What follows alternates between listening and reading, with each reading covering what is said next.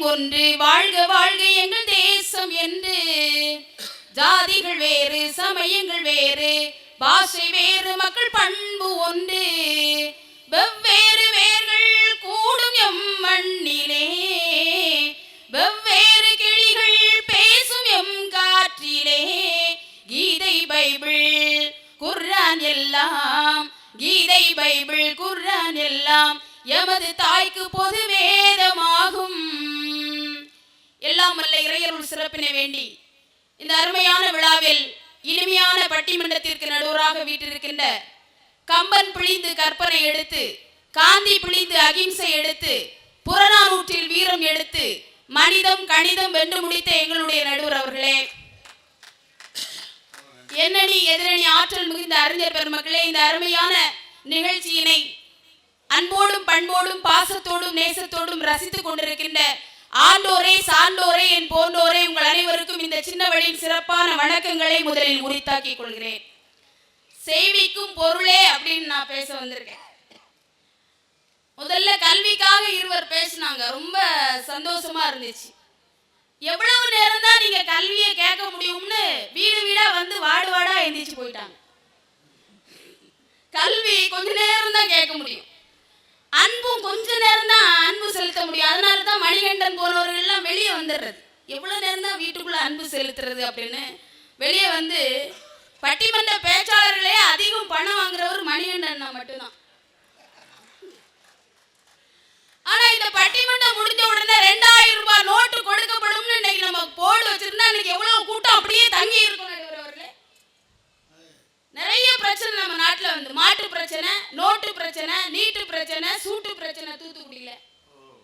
இந்த நோட்டு பிரச்சனை பழைய நோட்டெல்லாம் செல்லாதுன்னு அறிவிச்சாங்க. அப்ப எங்க வீட்டு பக்கத்துல ஒருத்தர் சொன்னாரு, பழைய நோட்டெல்லாம் செல்லாதுன்னு அறிவிச்சாங்களே, பழைய மனைவி எல்லாம் செல்லாதுன்னு யாராவது அறிவிச்சாங்களா அப்படின்னு அவருக்கு ஆதங்கத்தை அவர் கொட்டி தீத்தார். உண்மையிலே கல்வி வந்து தேவைதான் நம்ம நாட்டுக்கு. ஒரு மனிதனை பெற்ற பிள்ளை கைவிட்டாலும் கற்ற கல்வி கைவிடாது என்பது எங்களுக்கு தெரியும். ஆனால் இன்று கல்வி கற்க புத்தகங்களை விட நோட்டுகளே அதிகம் தேவைப்படுகிறது. ஒரு கவிஞன் சொன்னான், சரஸ்வதி தேவியின் கையை பிடிக்க லட்சுமி தேவியின் காலில் விழ வேண்டி இருக்கிறது அப்படின்னு சொன்னான். நம்முடைய நாட்டிலே படித்தவன் பாடம் நடத்துகிறான், படிக்காதவன் பள்ளிக்கூடமே நடத்துகிறான். படித்தோருக்கு சென்ற விடமெல்லாம் சிறப்பு அன்று, இன்று நடித்தோருக்கு சென்ற விடமெல்லாம் சிறப்பு. அதுதானே அருமையா கேட்டாங்களே, பட்டுக்கோட்டை கேட்டார். சித்தர்களும் யோகிகளும் சிந்தனையில் ஞானிகளும் புத்தரோடு இயேசுவும் உத்தமர் காந்தியும் எத்தனையோ உண்மைகளை எழுதி எழுதி வச்சாங்க. எல்லாம் தான் படிச்சீங்க, என்ன பண்ணி கிழிச்சீங்கன்னு பட்டுக்கோட்டை கேட்டார். நான் கேட்கல. படிக்காமல் இந்த உலகத்தில் வாழ முடியும், பணம் இல்லாமல் வாழ முடியுமா? வாழை மரம் படித்ததில்லை கனி கொடுக்க மறந்ததா, வான்முகிலும் கற்றதில்லை மழை கொடுக்க மறந்ததா, சோலையெல்லாம் கற்றதில்லை நிழல் கொடுக்க மறந்ததா, எங்கும் சுதந்திரமாய் சுற்றி திரியும் குயிலும் பாடும் படித்ததா, படித்ததினால் அறிவு பெற்றோர் 1000 உண்டு, பாடம் படிக்காத மேதைகளும் பாரினில் உண்டு, படித்ததினால் அறிவு பெற்றோர் 1000 உண்டு. படிக்காமல் இன்றைக்கு வாழலாம். பள்ளிக்கூடத்தில் என்ன நடக்குது? ஆசிரியர் கேள்வி கேட்டுருவார். அன்னைக்கெல்லாம் நம்ம பள்ளிக்கூடத்துக்கு போகும்போது கடவுளை வேண்டிட்டு போவோம், கடவுளே கணக்கு வாத்தியார் வரக்கூடாது, அவர் ஸ்கேலை வச்சு ரொம்ப அடிக்கிறார், தாங்க முடியல, அவர் இன்னைக்கு லீவு போட்டுறன்னு கடவுள்கிட்ட வேண்டிட்டு போவோம். இன்னைக்கு ஆசிரியர் கடவுள்கிட்ட வேண்டார், கடவுளே ஒரு வயலும் கத்தி கொண்டு வரக்கூடாது, ரொம்ப பயமா இருக்கு அப்படி. இன்னைக்கு கல்வி கூடங்களே இன்னைக்கு திணறடிக்கிற காலகட்டத்தில் நாம வாழ்ந்துட்டு இருக்கும் போது உண்மையில பணம் இல்லாமல் படிக்க முடியுமா இந்த காலகட்டத்திலே என்பதுதான் எங்களுடைய கேள்வி. இனி அங்க பாருங்க, பணம் இல்லாமல் அன்பு செலுத்த முடியுமா? இல்லானை இல்லாலும் வேண்டாள், ஈண்டெடுத்த தாயும் வேண்டாள் அப்படின்னாங்க. பணம் இல்லாட்டி யாருமே இந்த உலகத்துல மதிக்க மாட்டாங்க. இன்னைக்கு வீடுகள்ல அன்பு இருக்கா? இல்ல. நான் பட்டிமன்றம் முடிச்சு வீட்டுக்கு போறேங்க, எங்க வீட்டுக்காரர் வெட்டுவா எடுத்து வச்சிருக்காரு. அதான் என்னன்னு நமக்கு இன்னைக்கு வெட்டிங் டே. வெட்டிங் டேக்கு யாராவது வெட்டுவா எடுத்து வைப்பாங்களா? நானாவது பரவாயில்ல. எங்க வீட்டு பக்கத்துல ஒரு அக்கா பெரிய தேங்காய் எடுத்துட்டு போய் புருஷனுக்கு நெஞ்சில அடிச்சு உடைச்சிட்டா. ஏன் காணி கேட்டேன். இவன் கல் நெஞ்சுக்காரன் அப்படிங்கிறா. குடும்பம்லாம் எப்படி இருக்குன்னு பாருங்க. அன்னைக்கு மாமனார் மருமகன் மாமனார்கிட்ட கேட்டான், மாமா என் பொண்ணு கிளி மாதிரி நீ சொல்லி எனக்கு கட்டி வச்சீங்களே, வெட்டுருவா எடுத்து வெட்ட வாரா அப்படின்னு இருக்கார். உடனே மாமனார் சொல்லியிருக்காரு, இது வெட்டுக்கிளி மாப்பிள்ளை அப்படின்னு இருக்கார். வெட்டுக்கிளியா இருக்காங்களே வீட்டுக்குள்ள. நீதிபதி மனைவிட்ட கேட்டார், ஏம்மா உங்க வீட்டுக்காரரு எப்படிமா செத்தாரு? விஷம் குடிச்சுதான் சாமி அப்படின்னுச்சு. விஷம் குடிச்சு செத்தாருன்னு சொல்றீங்க, முகம்லாம் கீரலா இருக்கு, குடிக்க மாட்டேன்னு அடம் பிடிச்சாரு சாமி. எவ்வளவு கஷ்டம் பாருங்க. இப்ப நான் தான் இங்க நிக்கிறேங்க, என் உடம்பு இங்க நிக்குது, என் மனசெல்லாம் எங்க வீட்டுக்காரரை சுத்தி சுத்தி வருது. ஏன் தெரியுமா? இப்ப எந்த வீட்டுல இருக்காருன்னு எவனுக்கு தெரியும்? நீங்க உன்னை தப்பா நினைக்க கூடாது. அம்மா வீடு மாமியார் வீடு 2 வீடு இருக்கு. ஏதாவது ஒரு வீட்டுல இருப்பாரு, நிம்மதியா நான் இருக்கேன். பட்டிமன்றம் வந்தோடனே முதல் போன் அவருக்கு தான். அத்தா எங்க இருக்கீங்க? உன் இதயத்துலதான் தங்கம். அப்பவே இவர் போய் சொல்றாருன்னு நமக்கு தெரிஞ்சிட வேண்டியதான். இதயத்திலையா? எங்க இருக்கேன்னு உண்மையை சொல்லுங்க. ஏய் நம்ம வீட்டுல தாண்டி இருக்கேன். நம்ம வீட்லயா இருக்கீங்க? அப்போ நம்ம மிக்சியை கொஞ்சம் போடுங்க அப்படின்னு கிரன்னு போட்டார். அப்பாடா நம்ம ஓட்ட மிக்சி ஓடுது. வீட்டில் தான் இருக்காரு, நிம்மதியா இருந்தேன். அடுத்த நாள் பட்டிமன்றம் வந்தேன். அத்தா எங்க இருக்கீங்கன்னு. எப்போ பார்த்தாலும் எங்க இருக்கேன் உங்க இருக்கேன்னு சந்தேகப்பட்டுட்டு, உனக்கு இப்போ மிக்சியை தானே போடணும், இந்த போடுற மாதிரி கிரன்னு போட்டார். அவரே முந்தி போட்டார். அப்பாடா நம்ம மிக்சி ஓடுது, வீட்டில் தான் இருக்கார். 3ஆவது நாள் பட்டிமன்றம் வந்தேன். பட்டிமன்றம் கேன்சல் ஆகிட்டு வீட்டுக்கு போனேன். பிள்ளைகள் 2 வாசல் இருக்கு. அப்பா எங்கம்மாண்ணா? அப்பாவா வீட்டில் இல்லைம்மா. இருக்கம்னாரு. போமா நீ 3 நாளா பட்டிமன்றம் பேக் தூக்கி போட்டு இந்த பக்கமா போற. அப்பா ஒரு கட்ட பையில மிக்சியை தூக்கிட்டு இந்த பக்கமா போறார். மனுஷன் பிளக் பாயிண்ட் எங்க வச்சிருப்பாருன்னே தெரியலங்க. இன்னொரு ஐடியா வச்சிருக்கேங்கன்னா, எனக்கு கிரைண்டரை போடுங்கன்னு சொல்லணும். இப்போ எந்த பையில தூக்குறாருன்னு பார்க்கலாம்ல. குடும்பமே அன்பு இல்லாம தவிச்சிட்டு இருக்கு இன்னைக்கு நாட்டில். கணவன் என்ன சும்மா வாங்க? கிராமத்து குடிகாரனுக்கு நகரத்து குடிகாரனுக்கு ஒரு வித்தியாசம் இருக்கு. குடிச்ச உடனே பொண்டாட்டியை போட்டு அடிச்சோம்னா அவன் கிராமத்து குடிகாரன். பொண்டாட்டிட்ட அடி வாங்கிட்டு போய் குடிச்சோம்னா அவன் தான் நகரத்து குடிகாரன். எவ்வளோ கஷ்டம் நம்ம நாட்டில். தூக்கு போட்டு செத்தவனோட பாக்கு போட்டு செத்தவன் தாங்க அதிகம். உலகத்தில் நிம்மதியா வாழ முடியுதா? அன்பு இருக்குதா? கொஞ்சம் அதிகப்படியான பணத்தை கொடுத்து ஒரு நல்ல மாப்பிள்ளையை கல்யாணம் பண்ணா ஒரு பெண்ணு நிம்மதியா இருக்கா. திருமணம் எங்க அண்ணன் சொன்னாரே, சொர்க்கத்துல நிச்சயிக்கப்படுது, ரொக்கத்துல நிச்சயிக்கப்படுது. அருமையா ஒரு கவிஞன் சொன்னான், மாப்பிள்ளை தாலி கட்டுவான், மணப்பெண் பட்டு கட்டுவாள், மாப்பிள்ளையின் தந்தையோ மனக்கோட்டை கட்டுவான், பெண்ணின் தந்தையோ வாங்கிய கடனுக்கு வட்டி கட்டுவான், வட்டி கட்ட முடியாவிட்டால் கோவணம் கட்டுவான். எவ்வளவு கஷ்டம் நம்ம நாட்டுல. மண்டபம், நாற்காலி, பாத்திரம் எல்லாம் வாடகைக்கு வாங்குறோம், மாப்பிள்ளையை மட்டும் விலைக்கு வாங்குறோம். இந்த வாழ்க்கை நல்லா இருக்குமாங்க? எல்லாமே பணம். பணம் அதாவது பசி வந்தா 10 மறந்து போகும் அப்படிம்பாங்க. அது இன்னும் சுருக்கமா சொல்ல போனா, ஆத்துக்குள்ள இருந்து அரோகரா போட்டாலும் சோத்துக்குள்ள இருக்கான் சொக்கனாதே அப்படிம்பாங்க. குத்துப்பட்டவன் கூட தூங்கிடுவான், குறை வயிற்றுக்காரன் தூங்கிட மாட்டான். பசித்த வயிற்றில் உணவு தெய்வம், பாலை நிலத்தில் தண்ணீர் தெய்வம், கொட்டு மழையில் கூரை தெய்வம், கொளுத்து மயிலில் நிழலே தெய்வம் சொன்னாங்க. உணவு, உடை, உறைவிடம் எல்லாத்துக்கும் பணம் தான் தேவை. கல்வி, அன்பெல்லாம் அப்புறமா தாங்க. பணம் இல்லாம இந்த உலகத்துல நாம வாழவே முடியாது. தர்மம் செய்யணும்னா கூட பணம் தான் நடுவர்களே தேவை. தர்மம் செய்யணும், ஒரு தரம் கொடுக்கணும், கர்ணனா இருக்கணும். அப்படின்னா என்ன செய்வ? துரியோதனனுக்கு பணம் தேவை. எங்க ஊர்ல ஒரு கஞ்சன் இருக்காங்க. நீ எப்படி கண்டுபிடிச்சேன்னு கேட்க கூடாது. காலையில தயிர் சாதத்தை பசிச்சு வச்சுட்டு ஊன்னு அழுதான். ஏன் தெரியுமா? கண்ணீராலே உப்பை சரி பண்ணிடுவான். அப்படிப்பட்ட கஞ்சன். அவங்க அப்பா கல்யாணம் பண்ணி ஹனிமூனுக்கு போங்கடான்னு அனுப்பி வச்சார். பொண்டாட்டியை வீட்டில் விட்டுட்டு தனியாக போயிட்டு வந்துட்டான். தனிமூன். அது ஹனிமூனா? அவன் நினைச்சா தங்கத்தில் கூட செருப்பு வாங்கலாம். செருப்பு வாங்குவான், போட்டுட்டு நடக்க மாட்டான், தேஞ்சி போவான், எடுத்துக்கிட்டே நடப்பான். அவன் நினைச்சா வைரத்தில் கூட வாட்சி கட்டலாம், வாட்சி வாங்க மாட்டான், கரெக்டா மணி பார்ப்பான். திடீர்னு நைட் எந்திரிச்சு வருவான், ஊ அப்படிமா. ஏத்த வீட்டுக்காரன், ஏன்டா மாறியப்பா 2 மணிக்கு இப்படி உள்ள விட்றியம்மா. ஓ மணி 2 ஆயிட்டா அப்படின்ட்டு உள்ள போவான். திருப்பி ஒரு வெளியே வந்து ஊ ஏன்டா மாறியப்பா 4 மணி ஆயிட்டா அப்போ டீ குடிக்க போவோம் அப்படின்ட்டு போவாங்க. எங்கள் வீட்டு பக்கத்தில் ஒரு அக்கா அழுதுட்டு இருந்தா. ஏங்கா நேற்று தானே கல்யாணம் முடிச்சு, இன்னைக்கு அழுதுட்டு இருக்கேன்னா. கஞ்ச பயிலா இருக்காண்ணா. கஞ்ச பயிலா முதல் ராத்திரில எப்படி கண்டுபிடிச்சேன்னே. பாதி பாலை குடிச்சுக்கிட்டு மீதி பாலை உரைக்கு ஊற்ற சொல்றாங்க. ஒருத்தருக்கு தர்மம் செய்யணும்னா கூட பணம் தானங்க வேணும். காந்தி உழைத்தார்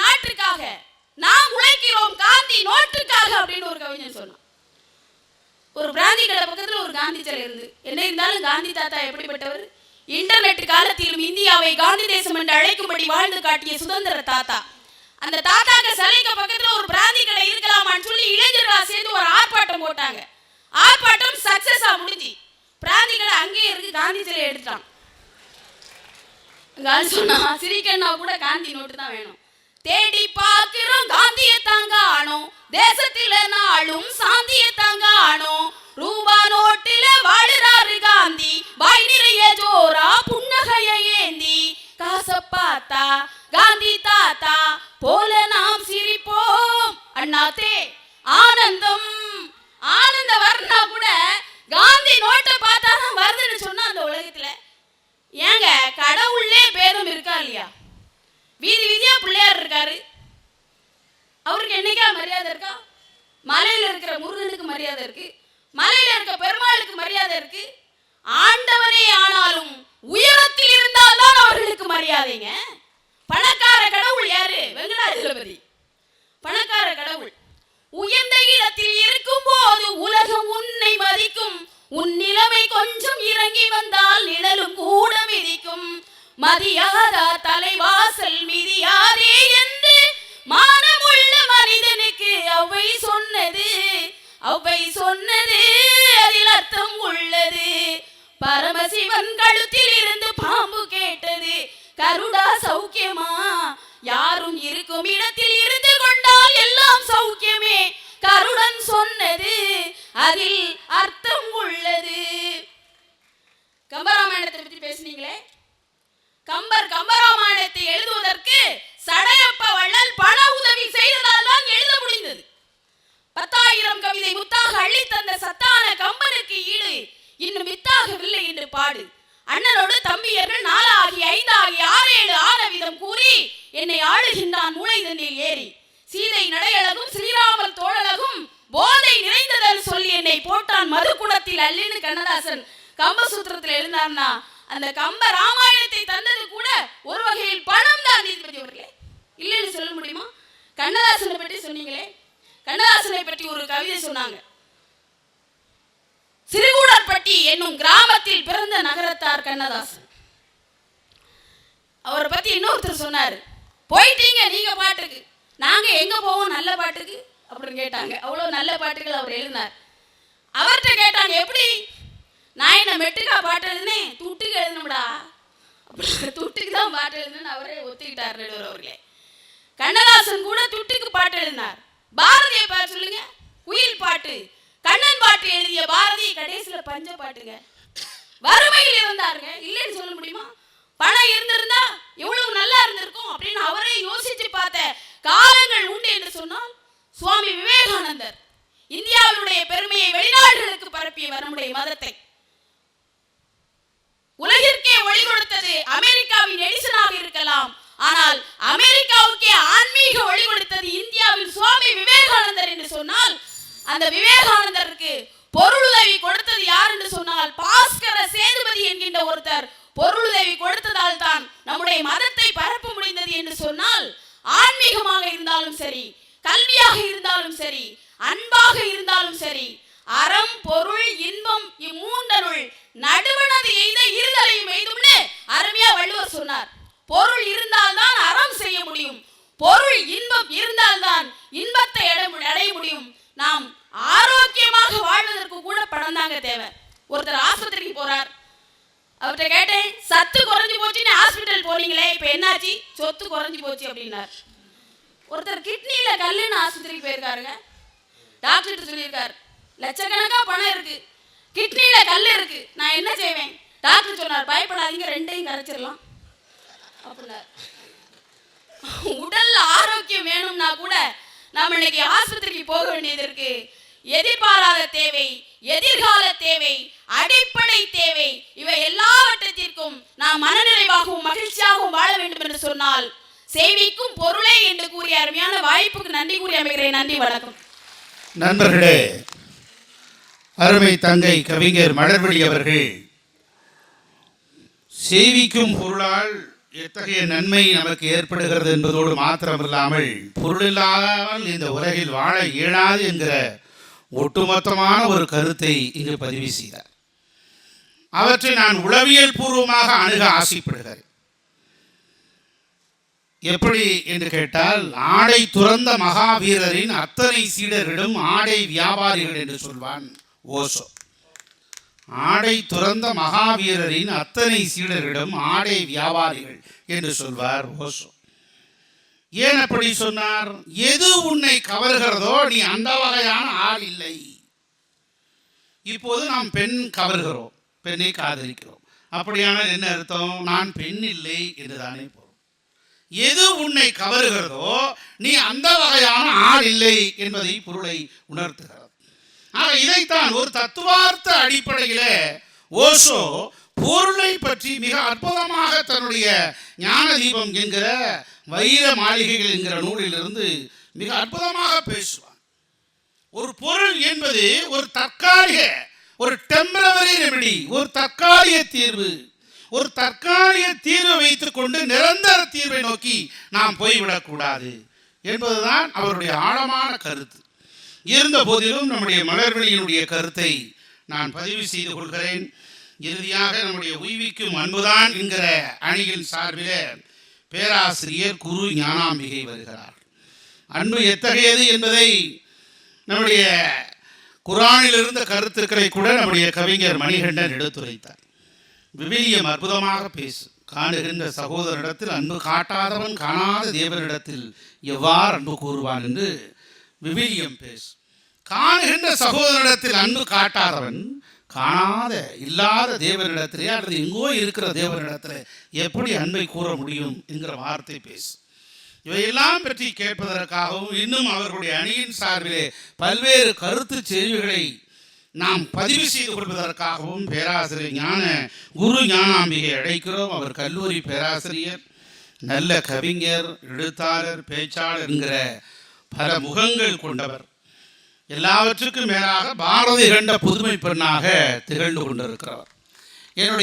நான் அமைச்சராக இருக்கிற போது என்னுடைய உதவியாளராக பேராசிரியர் செந்தில்குமார் என்னுடன் பணியாற்றினார்.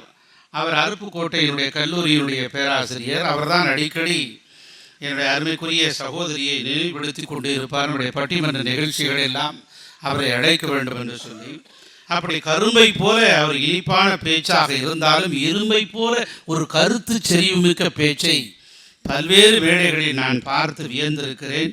உங்கள் சார்பிலே நிறைவு பேச்சாளராக நம்முடைய சகோதரி பேராசிரியர் குரு ஞானாம்பிகை அழைக்கிறேன்.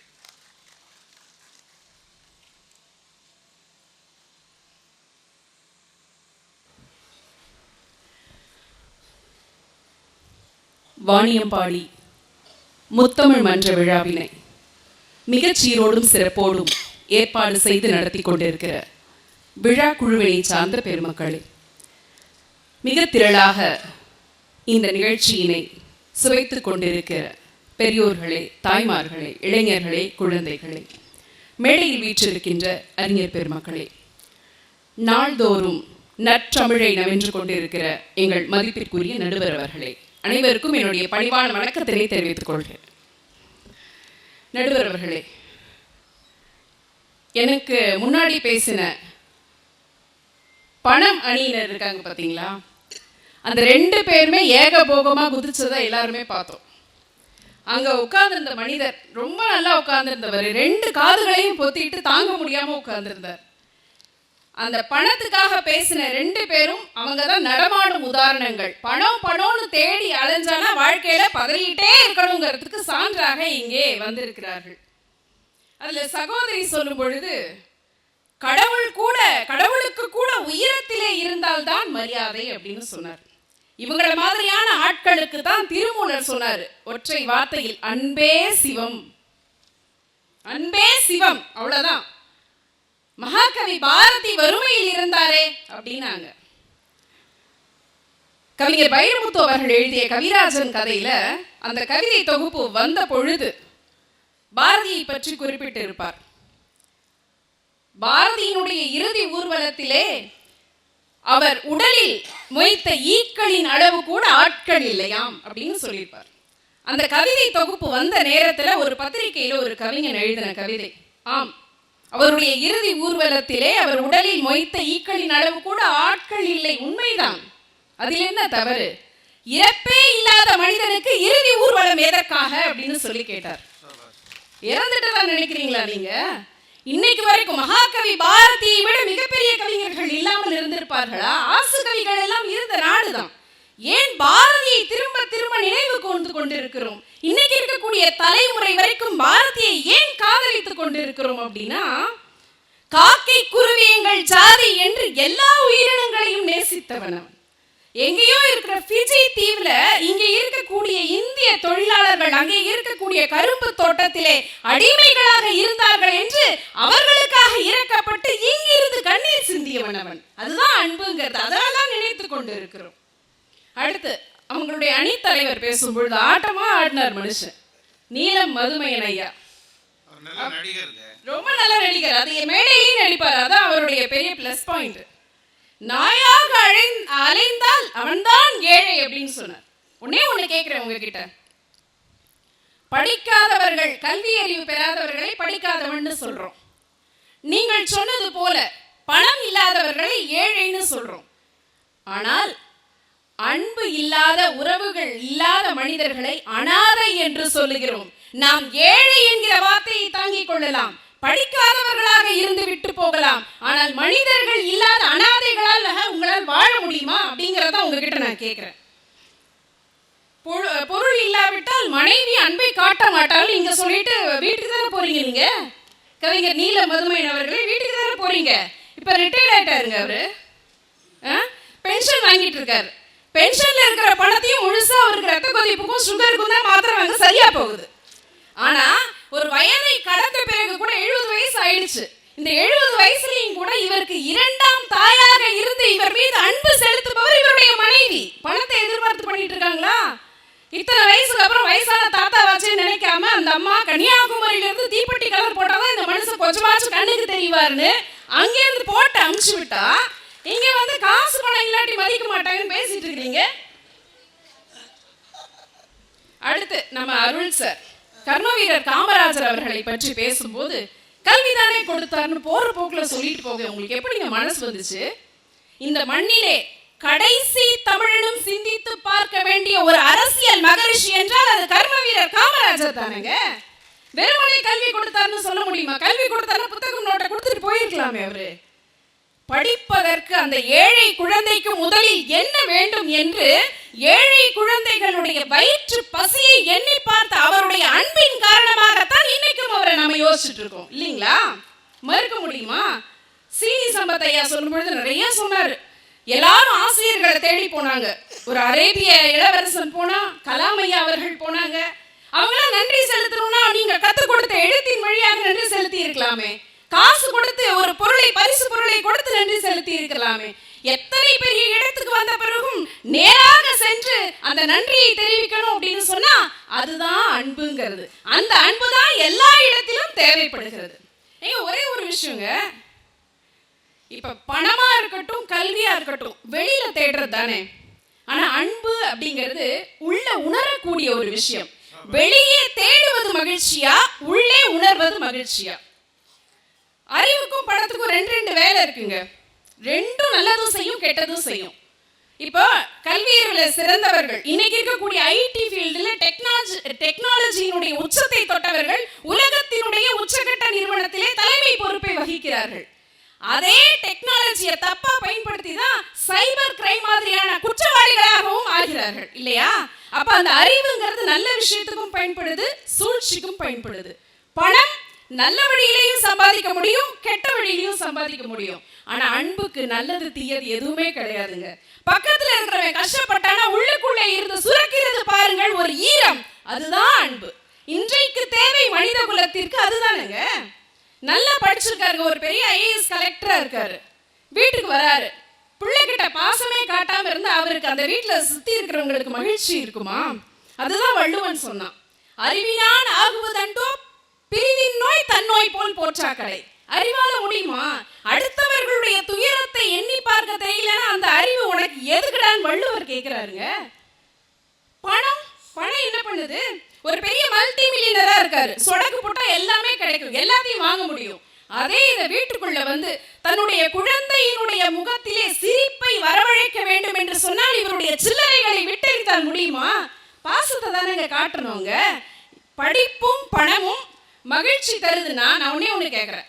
சில வருஷங்களுக்கு முன்னாடி இன்னைக்கு அளவுக்கு படிச்சவங்க கிடையாது. இன்னைக்கு அளவுக்கு வாழ்க்கை தரம் உயர்ந்த வாழ்க்கை இல்லை, ஒரு 30-40 வருஷத்துக்கு முன்னாடி. ஆனா அன்னைக்கு இல்லாத அளவுக்கு மருத்துவமனைகளும் தெருவுக்கு தெரு யோகா நிலையங்களும் இன்னைக்கு ஏன் அதிகமா இருக்கு அப்படின்னு சொன்னா படித்தவர்களும் பணக்காரர்களும் நிறைஞ்சிருக்காங்க. அன்பு குறைந்து கொண்டே போகிறது. கல்வியும் பொருளும் உண்மையிலேயே எங்க சுயநலமான விஷயங்க. நான் படிக்கிறேன், எனக்கு இந்த வேலை வேணும், என் குடும்பம் நான் சம்பாதிக்கணும், நான் அதை அனுபவிக்கணும் அப்படின்னு நான் எனக்கு எனக்கு எனக்குன்னு சுயநலத்தை தேடச் செய்வது கல்வியும் பொருளாதாரமும். ஆனா எங்கேயோ இருக்கக்கூடிய இந்த உலகத்தினுடைய ஏதோ ஒரு மூலையிலே பிறந்த இயேசுவும் நபிகள் நாயகமும் புத்தரும் இந்த உலகம் முழுவதுமாக அன்பை போதித்து அவர்களை இன்றைக்கும் நினைத்து வியந்து கொண்டிருக்கிறோம் அப்படின்னு சொன்னா அன்புக்கு பரந்துபட்ட தன்மை உண்டு. எல்லாரும் இங்க பேசினவங்க காந்தியடிகளை நினைவு கூர்ந்தார்கள். இன்னைக்கும் மோகன்தாஸ் கரம்சந்த் காந்தி என்கிற ஒரு மனிதரை தேசப்பிதா என்று கொண்டாடுகிறோமே, எங்கேயோ பிறந்த தெரசாவை நம்முடைய அன்னை தெரசா என்று கொண்டாடுகிறோமே, இதெல்லாம் அன்புக்கான வலிமை இல்லைங்களா? கல்விக்கும் பணத்துக்கும் ஒரு நிரந்தரமான வடிவம் இருக்கா சொல்லுங்க. இப்ப எங்க தாத்தா காலத்துல எல்லாம் 8ஆம் கிளாஸ் படிச்சாலே போதுமானதா இருந்துச்சு. 8ஆம் கிளாஸ் படிச்சாலே ஒரு பள்ளிக்கூடத்துல வாத்தியார் வேலை கிடைச்சது. இன்னைக்கு முடியுமா? ஒரு காலனா காசு இருந்துச்சுன்னா குடும்பம் நடத்த முடியும். இன்னைக்கு முடியுமா? ஆனா அன்புங்கிறதுக்கு எந்த இதுதான் வடிவம் அப்படின்னு மாறிக்கொண்டே இருக்கக்கூடிய வடிவம் கிடையாது, நிரந்தரமான வடிவம் உடையது. ஒரு கவிஞன் அழகா சொன்னான், அகில உலக அம்மாக்களின், எந்த உலகத்துல இருந்தாலும் எல்லா காலகட்டத்திலையும் அகில உலக அம்மாக்களின் தேசிய முழக்கம் இதுதான், என் புள்ள பசி தாங்காது. இந்த அன்பு என்னைக்காவது மாறுங்களா? குடும்பத்திலே இருந்து சமூகம் வரைக்கும் யோசிச்சு பார்த்தா, நான் ஒன்றும் இல்லைங்க, ஒரு அனுபவம் சொல்றேன். நான் திருச்சியில வேலை பார்த்துட்டு இருந்த காலத்துல தினசரி டவுன் பஸ்ல போயிட்டு வருவேன். ஒரு அம்மா ரொம்ப நலிந்து போய் ரொம்ப கஷ்டப்பட்ட அம்மா. அந்த பையன் அந்த பையனுக்கு உடம்புல எந்த உறுப்புமே இயங்காது. அவனை ஒரு சிறப்பு பள்ளியில படிக்க வச்சிருந்தாங்க. டவுன் பஸ்ல காலையில நேரத்துலயும் வீட்டுக்காரர் அவரு ஒரு கூலி தொழிலாளி. அந்த அம்மா வேகாத வெயில் அந்த பஸ்ல ஏறி சில நேரம் இடம் கிடைக்கும், சில நேரம் இடம் கிடைக்காது. ஒரு 8 வயசு பையனை அந்த நலிந்த தேகத்தோட இடுப்புல தூக்கி வச்சுட்டு இருக்கும். அப்போ தினசரி வருவாங்க, காலையில ஸ்கூல்ல விடுவாங்க, திரும்ப 3:30 கூட்டு போவாங்க. சில நேரம் நின்றுகிட்டே வருவாங்க. ரொம்ப சிரமமா இருக்கும் பாக்குறதுக்கு. நான் ஒரு முறை கேட்டேன், இந்த பையனை தினம் தூக்கிட்டு பஸ்ல அலையிறீங்களே, உங்களுக்கு சிரமமா இல்லையான்னு. அதுக்கு அந்த அம்மா சொன்ன பதில், உங்களுக்கெல்லாம் உங்க குழந்தைய இடுப்புல தூக்கி சுமக்கிற பாக்கியம் 1.5 வருஷத்துக்கு 2 வருஷத்துக்கு தான் இருக்கும். ஆனா என் பிள்ளைய நான் இடுப்புல தூக்கி சுமக்கிற பாக்கியத்தை அந்த ஆண்டவன் ஆயுசுக்கும் கொடுத்துருக்கான் அப்படின்னாங்க. இதுதாங்க அன்புங்கிறது. சமூகத்துல எத்தனையோ விஞ்ஞானிகள் இருந்தாங்க. இன்னைக்கு திரும்ப திரும்ப பேசின விஷயங்களை தான் நானும் எடுத்துக்கிறேன். எத்தனையோ விஞ்ஞானிகள் இருந்தாங்க.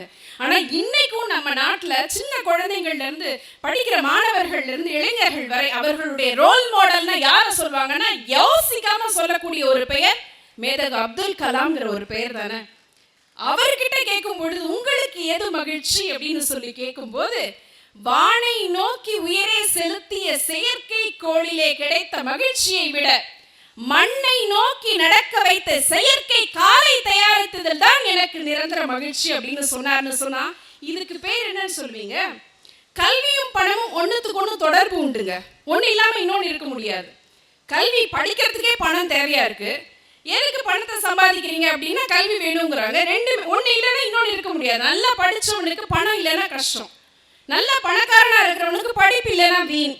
ஆனா இது ரெண்டும் இல்லாட்டி அன்பு தனிச்சு நிக்குங்க. ஒரு புயல் காத்து வந்துச்சுன்னா பெரிய பெரிய தென்னை மரம் கூட சாஞ்சு போயிடும். ஆனா பாத்தீங்கன்னா ஒரு ஒத்த மரம் நின்றுட்டு இருக்கும், ஒரு குச்சி, அதுல ஒரு இலை வரும். அந்த இலை கொஞ்சம் கொஞ்சமா தழுத்து கிளைகள் பரப்பி காய் கனி வரும் பாத்தீங்களா?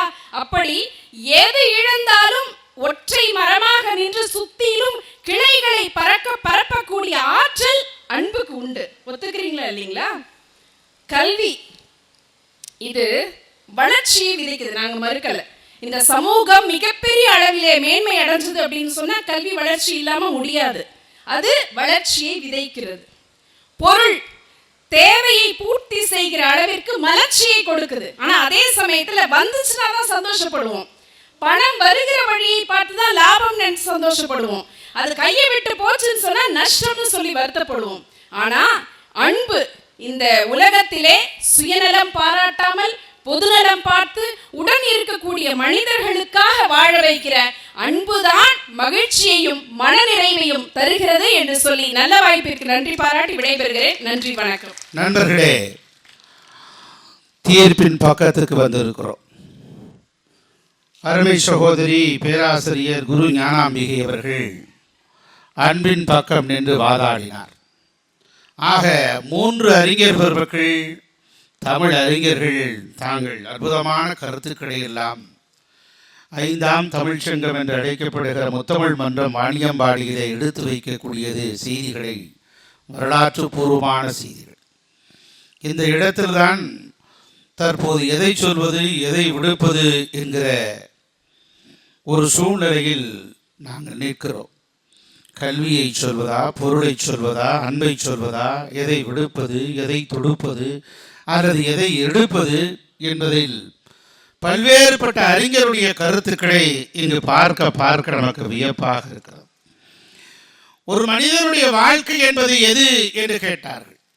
அவன் சொன்னான், வேட்டையாடுதலும் வேட்டையாடுதலிருந்து தப்பித்ததுமே மனித வாழ்க்கை என்று சொன்னான். நீ வேட்டையாடு, இல்லை என்று சொன்னால் வேட்டையாடுதலிருந்து தப்பித்துக்கொள், இதுதான் மனித வாழ்க்கை. அப்படியானால் இந்த வாழ்க்கையை எது கற்றுத்தருகிறது என்று கேட்டால், அறிவு கற்றுத்தருகிறதா, கல்வி கற்றுத்தருகிறதா? கல்வியும் அறிவும் என்ன உனக்கு கற்றுத்தருகிறது? பல்வேறு யுத்திகளை கற்றுத்தருகிறது. எந்த இடத்திலிருந்து தப்பிப்பதற்கு கற்றுத்தருகிறது. இவையெல்லாம் நாம் செய்யக்கூடாததோ அவைகளை செய்தால் மூடி மறைப்பதற்கு நமக்கு கற்றுத்தருகிறது என்று அந்த நூல் நமக்கு விரிவாக எடுத்துரைக்கிறது. கல்வி என்பது ஒரு அழியாத செல்வம், அதில் எந்த விதமான மாறுபாடுகளும் இல்லை. ஆனால் கல்வி என்கிற அந்த மகத்தான அந்த ஆற்றல் ஒருவரிடத்தில் இருந்தால் காலம் கடந்தது நீடித்து நிலைக்குமா? ஒரு செயல் என்பது நீடித்து நிலைத்து நிற்க வேண்டும், நீட்சியாக நிற்க வேண்டும், நம்மை கடந்து நிற்க வேண்டும், நமக்கு பிறகும் அது பேசப்பட வேண்டும். அப்படி பேசப்படும் என்று சொன்னால் நம்முடைய பொருள் பேசப்படுமா? நாம் தேடி வைத்த செல்வம் பேசப்படுமா? நாம் கற்றறிந்த கல்வி பேசப்படுமா? நம்முடைய வீடு வாசல் நிலம் இவைகளெல்லாம் இவ்வளவு சொத்து சேர்த்து வைத்திருக்கிறார், 100 கோடிக்கு மேல் வைத்திருக்கிறார், 100 ஏக்கருக்கு மேல் வைத்திருக்கிறார் என்று புள்ளி விவர பட்டியலால் ஒரு மனிதனுக்கு பெருமையா? இல்லை என்று சொல்கிறது நம்முடைய நூல்கள். குறிப்பாக நம்முடைய வள்ளுவ பேராசன் அழகாக சொல்வான், ஈதல் இசைப்பட வாழ்தல் ஊதியமில்லா உயிருக்கு என்று சொல்வான். வாழ்க்கையினுடைய முடிவின் பகுதியில் நின்று அவன் பேசுகிற போது, வாழ்க்கையில் உங்களுக்கு எது மிச்சமாக நிற்கிறது? உங்களுடைய புகழ்தான். நீலம் மதுமையன் என்றால் என்ன? கவிஞர் மணிகண்டன் என்றால் யார் என்று ஒற்றை வரியில் சொல். புலவர் அருள் பிரகாசம் என்றால் ஒற்றை வரியில் சொல் என்று சொன்னால் அந்த ஒற்றை வரி என்பது எதில் அடங்கி இருக்கிறது? நம்முடைய கல்வியில் அடங்கி இருக்கிறதா, அல்லது நம்முடைய பொருளிலே அடங்கி இருக்கிறதா, அல்லது நம்முடைய அன்பிலே அடங்கி இருக்கிறதா என்று நீங்கள் ஆய்வு நோக்கிலே பார்த்தால் பல்வேறு விஷயங்களை நாம் நோக்கி பார்த்து கொண்டே இருக்கலாம். ஒன்றை நீங்கள் எண்ணி பார்க்க வேண்டும், கல்வி என்பது அழியாததுதான். ஆனால் அந்த கல்வி என்பது வாழ்க்கையை கடந்து நமக்கு பேசப்படுவதில்லை. தற்காலிக வாழ்க்கைக்கான, நம்முடைய வாழ்வின் வளத்திற்கான, ஒரு அறிவார்ந்த செயலுக்கான ஒரு செய்தியாக பேசப்படுகிறது. இங்கு பேராசிரியர் குரு ஞானாம்பிகை அவர்கள் சொன்னார்கள் அல்லவா, அபுல் பக்கீர் ஜெயினுலாபுதீன் அப்துல் கலாம் அவர்களை பற்றி, APJ அப்துல் கலாம் அவர்களை பற்றி, கடலோர படகுக்காரரின் மகன், கடலளவு விரிந்து இமயமாய் உயர்ந்து நின்றாரே அந்த அபுல் பக்கீர் ஜெயினுலாபுதீன் அப்துல் கலாம் என்ன சொன்னார்? வானளவு உயர்ந்து நிற்கிற விண்வெளி ராக்கெட்டை கண்டுபிடித்ததை விட செயற்கை கால் பொருத்தியதை கண்டுபிடித்ததை என் வாழ்வின் பெருமையாக கருதுகிறேன் என்று சொல்ல அந்த மனிதநேயம் விலைமதிக்க முடியாததல்லவா? எது காலம் கடந்து பேசப்படுகிறது? நம்முடைய பாண்டிய நெடுஞ்செழியன் தலையாரங்காலத்து சேர்ந்த பாண்டிய நெடுஞ்செழியனுடைய வீரத்தை பேசுகிறோமா? நம்முடைய கல்வியின் ஆற்றலை பேசுகிறோமா? ஈகையை பேசுகிறோம், ஈரத்தை பேசுகிறோம். கடையேல் வள்ளல்களை பற்றி நாம் புறநானூறு பேசுகிறது. 2ஆம் திருக்குறள் என்று அழைக்கப்படுகிற 8 தொகை நூல்கள் பேசுகிறது. எதை பேசுகிறது? அவருடைய வாரி கொடுத்த அந்த வள்ளல் தன்மையை பற்றி பேசுகிறது, கொடைத்தன்மையை பற்றி பேசுகிறது. இப்படி எண்ணற்ற உதாரணங்களை நாம் எடுத்துக்கொண்டே போகலாம். அதைத்தானே சொன்னார்கள். புரட்சி தலைவி அம்மாவுக்கு பிரதான எதிரிகளாக இருந்த திராவிட முன்னேற்ற கழகத்தினர் கூட அம்மா மறைந்த போது ஒன்றை சொன்னார்கள், நான் அரசியல் பேசுகிற இலக்கிய நிகழ்வுகளை அரசியல் நான் கொண்டு வர மாட்டேன், சொல்லவும் மாட்டேன். இருந்தாலும் இந்த இடத்திலே சொல்ல வேண்டும் என்பதற்காக சொல்கிறேன். அவர்கள் சொன்னார்கள், அம்மா மறைந்த போது நீங்கள் ஆள வேண்டாம் என்று தான் சொன்னமே தவிர வாழ வேண்டாம் என்று சொல்லவில்லையே. நீங்கள் ஆள வேண்டாம் என்று தான் சொன்னமே தவிர வாழ வேண்டாம் என்று சொல்லவில்லையே. ஒரு எதிரி எதை பார்த்து அவன் நேசிக்கிறான். இன்னும் எவ்வளவு பேர் இந்த 11 மணி 12 மணி 2ஆம் தேதி தொடங்கி 3ஆம் தேதி பட்டிமன்றம் நிறைவேறுகிறதே. இந்த நிகழ்விலே நீங்கள் உணர்ச்சி பூர்வமாக உங்கள் கரங்கள் ஒரு ஒளியை எழுப்புகிறது என்று சொன்னால் அந்த உணர்ச்சி எதிலிருந்து வருகிறது? ஈரத்தின் வழியாக வருகிறது. அன்பின் வழியது வாழ்க்கை என்று சொல்வான் சங்க இலக்கிய பாடல்கள் வரிகள் எல்லாம். ஒரு காதல் என்பது என்ன? வேறொருவனை மணந்து கொள், வேதனை ஒன்றுமில்லை எனக்கு. காதலில் தோற்று போன ஒரு கவிஞன் சொன்னான், காதலன் எழுதினான், வேறொருவனை மணந்து கொள், வேதனை ஒன்றுமில்லை எனக்கு. புதிய இடத்தில் நடுவதற்கு புடுங்கி போன செடியில் இருக்கும் பழைய மண்ணை போல என் நினைவுகளை என்ன செய்வாய்? இப்படி ஒரு கவிதை. இது என்னுடைய கவிதை. ஆக ஒரு கவிதை என்பது ஒரு உள்ளத்தின் அடியாழத்தை தொட வேண்டும். கம்பனுடைய விருத்தம் எப்படி அற்புதமான வரிகள். இன்னும் காலம் கடந்து பேசப்படுகிறது. உலகம் யாவையும் தாமிர வாக்கடம் என்று பேசுவான் அல்லவா கம்பன். ஈயன இறைத்தல் இழிவானது, ஈயன மறுத்தல் அதனிடம் இழிவானது, கொல்லன கொடுத்தல் கொடுத்தலில் உயர்வானது, கொள்ளேரிட மறுத்தல் அதனிடம் உயர்வானது என்று சங்க இலக்கிய புறநானூறு பேசுவல்லவா. இப்படி எண்ணற்ற வரிகளை நீங்கள் 1 இல்லை 2 இல்லை, இறை 1 இனம் 2 தமிழ் 3 திசை 4 புலன் 5 சுவை 6 சுரம் 7 திக்கட்டு ரசம் 9 என்று வகுத்து வாழுகிற நம்முடைய தமிழ் இனத்துடைய அடையாளமாக நம்முடைய இலக்கியங்கள் எதை பேசுகிறது என்று சொன்னால், ஈடற்ற ஒரு அன்பை பேசுகிறது, ஈரத்தை பேசுகிறது, இரக்கத்தை பேசுகிறது, கருணையை பேசுகிறது. ஆகவே தான் இன்னும் கடையேழு வள்ளல்களை பேசுகிறோம். ஒரு முல்லை கொடிக்கு தேர் கொடுத்தானே ஒரு மன்னர், இதை விட ஒரு உச்சபட்ச ஒரு இரக்க சிந்தனை வேண்டுமா, அன்பு வேண்டுமா? எப்படி ஒரு உதாரணத்தை பாருங்கள். நான் நடிகர் பாலாஜி அவர்களோடு நெருங்கி பழகி இருக்கிறேன். அவர் ஒரு முறை சொன்னார், 40-50 வருடங்களுக்கு முன்பாக தாம்பரத்தை தாண்டி படப்பைக்கு அவர் படப்பிடிப்புக்கு செல்கிற போது ரயில்வே கிராசிங்கில் அவருடைய கேட் போட்டு விட்டார்கள். எல்லா வண்டியும் நிற்கிறது. ஒரு வயோதிக ஒரு பெண்மணி ஒட்டிய கட்டிய சேலையுமாக விழுந்து வாடி கொண்டு இருக்கக்கூடிய அவருடைய வயோதிக தோற்றத்தோடு கையேந்தி ஒவ்வொரு கார்களிலும் ஏதோ உதவி கேட்டு வந்து கொண்டே இருக்கிறார். காருக்குள் இருப்பவர் யார் என்று தெரியாது. அப்போது கருப்பு கண்ணாடி ஒட்டிய காலம். உள்ளே இருந்து பார்ப்பவர்களுக்கு வெளியே இருப்பவர்கள் யார் என்று தெரியும். நடிகர் பாலாஜி காருக்குள்ளே உட்கார்ந்து கொண்டு வெளியே இருப்பவர் அந்த பாட்டியை பார்த்து கண்ணாடியை லேசாக இறக்கி அந்த கண்ணாடியின் வழியாக அப்போது 40-50 வருடங்களுக்கு முன்பாக 50 ரூபாய் நோட்டை எடுத்து போட்டார். அந்த பெண்மணி கண்களெல்லாம் கண்ணீரோடு பார்க்கிற புலன் கொஞ்சம் கொஞ்சமாக குறைந்து கொண்டு வந்திருக்கிறது அந்த வயோதிக பெண்மணி. அந்த 50 ரூபாயை பார்த்தவுடன் ஆனந்த பெருக்கில் கண்களை ஒற்றிக்கொண்டு அவள் சொன்னாள், மவராச எம்ஜிஆர் நல்லா இருக்கணும்னு சொன்னாளாம்.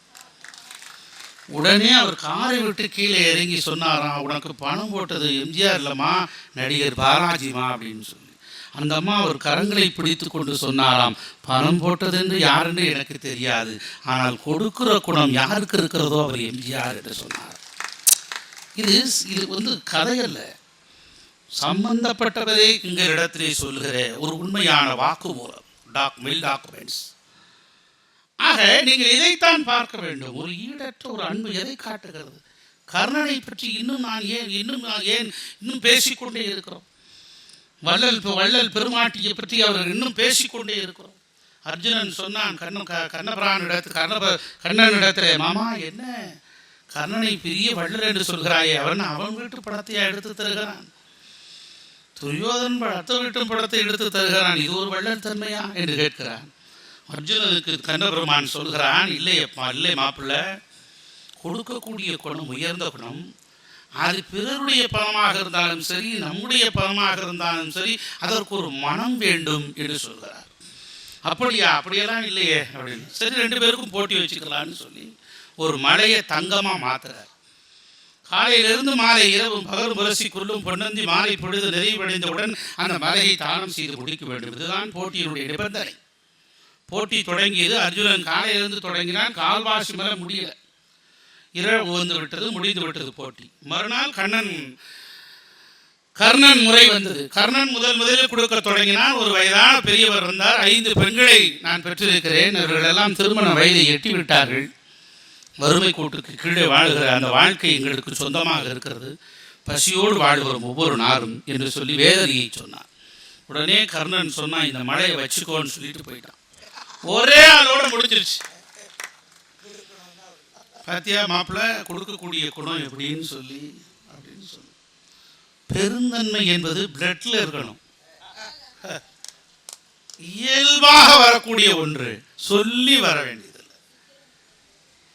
அதைத்தான் நடிகர் சிவாஜி அவர்கள் ஓய்வான காலகட்டத்தில் இருக்கிற போது நடிகர் குள்ளமணி அவர் வீட்டுக்கு போகிறார். தீபாவளி நேரம், எல்லா நிகழ்ச்சியும் முடிஞ்சிருச்சு. சாப்பிட்டு வந்துட்டியாடா, சாப்பிட்டு வீட்டிலேருந்து சாப்பிட்டே வந்துருப்பியே அப்படின்னு கேட்குறாரு. இல்லைன்னே சாப்பிடாம தான் வந்திருக்கேன் அப்படின்னு. இப்போ என்னடா அவசரம், சாப்பிட்டு வந்திருக்கலாமேன்னு சொல்கிறாரு. சாப்பாடெல்லாம் போட்ட பிறகு எல்லாம் பேசி முடிச்சுட்டு சரி போயிட்டு வான்றாரு. அவன் சொன்னான், அண்ணே தீபாவளி எதுவும் வந்திருக்கேன், ஏதாவது உதவி செய்யுங்கன்னு. நானே ரிட்டையர் ஆகியிருக்கேன், எனக்கு எங்கடா பணம் இருக்குது. சரி கமலா அம்மாட்ட கூப்பிட்டு பர்ஸை வாங்கி அதில் இருக்க அப்பா 1000 ரூபா தரு, 500 ரூபா தரு, 100 ரூபா தரு, 50, 20 பார்த்துட்டு 10 ரூபா எடுத்து கொடுத்தாராம். நல்லாரா தடா தீபாவளி வாழ்த்துக்கள். உடனே அந்த குள்ளமணி சொன்னாராம், அண்ணே நடிகர் பிரபு அண்ணே 100 ரூபா கொடுத்தாருண்ணே, நீங்கள் 10 ரூபா கொடுக்குறீங்களேண்ணே அப்படின்னு. உடனே அவர் சொன்னாராம், பிரபு 100 ரூபா கொடுத்தானாடா, அவன் பெரிய நடிகருடைய மகன்டா, நான் சாதாரண விவசாயி மகன், இவ்வளோ இவ்வளோதான் முடியும். ஒரு இயல்பு, அதாவது அந்த அவரை நான் தாழ்த்தியோ குறைத்தோ மதிப்பிட்டு சொல்லவில்லை. அந்த குலம் என்பது இயல்பான ஒன்றாக பெருகி பல்கி பெருக வேண்டும். ஈரம் என்பது கசிய வேண்டும். இதற்கு தனக்கு கிடைத்த அந்த நெல்லிக்கடியை, அதிசயமான நெல்லிக்கடியை அதியமான் நீண்ட காலம் வாழலாம் என்கிற அந்த நெல்லிக்கடியை ஒரு மன்னன் ஒரு ஒவ்வை பிராட்டிக்கு தருகிறான் என்று சொன்னால், அதனாலதானே காலம் கடந்து வாழ்கிறான் அதியன். ஏன் அவனே அந்த நெல்லிக்கனியை சாப்பிட்டுட்டு வீட்டுக்கு தெரியாம பெட்ரூம்ல வச்சு சாப்பிட்டா யாருக்கு தெரிய போகுது? ஏதாவது கேள்வி கேட்பாங்களா? இல்லை ஹைகோர்ட்டுக்கோ சுப்ரீம் கோர்ட்டுக்கோ போகிறாங்களா? எங்கேயும் போக மாட்டாங்க.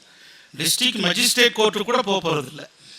ஆனாலும் கொடுக்கக்கூடிய அந்த குணம், பிறப்பு வாங்குவதை விட எவன் கொடுக்கிறானோ அவன் குணம் உயர்ந்தது என்று சொல்லுவான். அதானே நம்முடைய நீதிநூல்கள் எடுத்துரைக்கிறது. அதைத்தானே நம்ம இப்போது பேசுகிறார்கள். நீங்கள் கல்வி என்று சொன்னால் அதை குறைத்து மதிப்பிட முடியாது. புலவர் நம்முடைய சீனி சம்பத் அவர்களும் நம்முடைய புலவர் அருள் பிரகாசம் அவர்களும் அற்புதமான கருத்துக்களை தரவுகளை தந்திருக்கிறார்கள். கல்வி என்பது காலம் கடந்த பிறகு மறந்து போகக்கூடிய ஒன்று. கல்வி என்பது காலம் கடந்து நமக்கு வெவ்வேறு ஒரு ஒற்றை தலைமுறை கடந்து போனால் மறந்து போகக்கூடிய ஒன்று. செல்வம் என்பது நிலையில்லாத ஒன்று. வள்ளுவன் இன்னொரு குறளிலே பேசுவான், அன்பிலார் எல்லாம் தமக்குரியர். அன்பு இல்லாதவன் எல்லா பொருளும் என்னதுமா.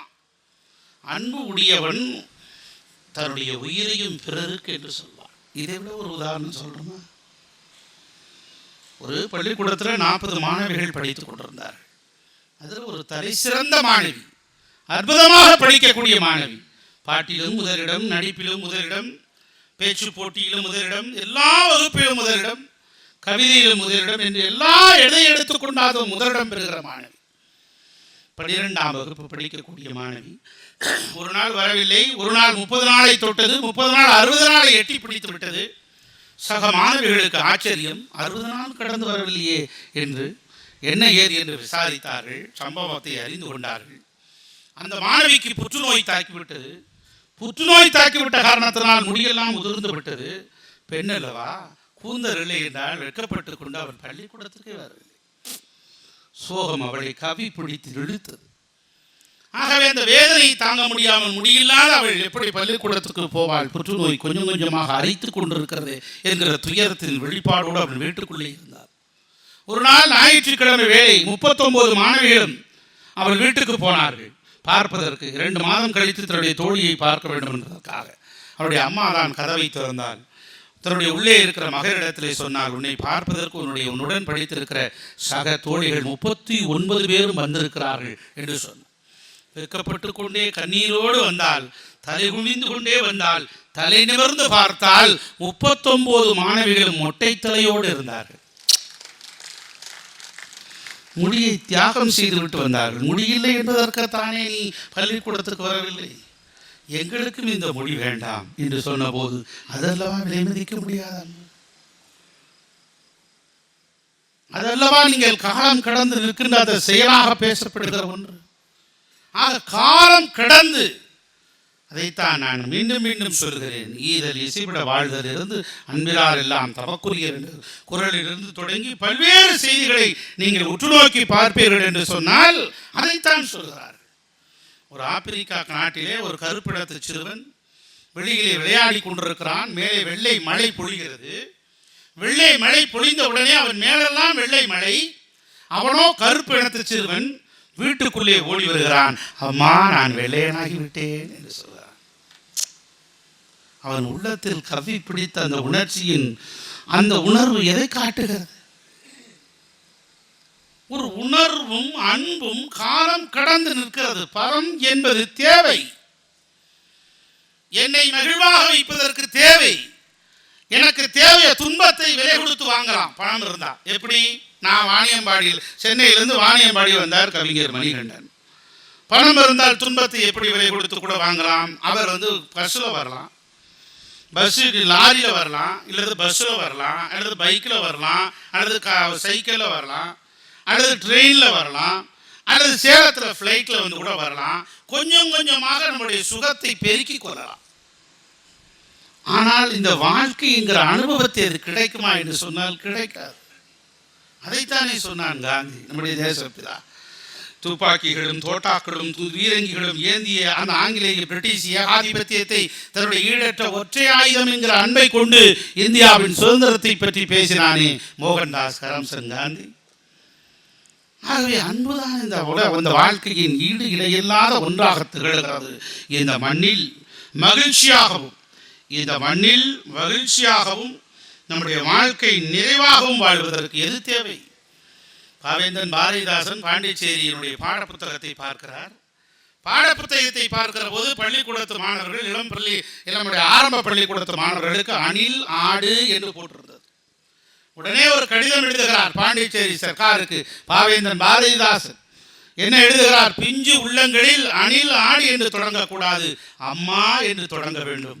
அம்மா ஆடு என்று தொடங்க வேண்டும்.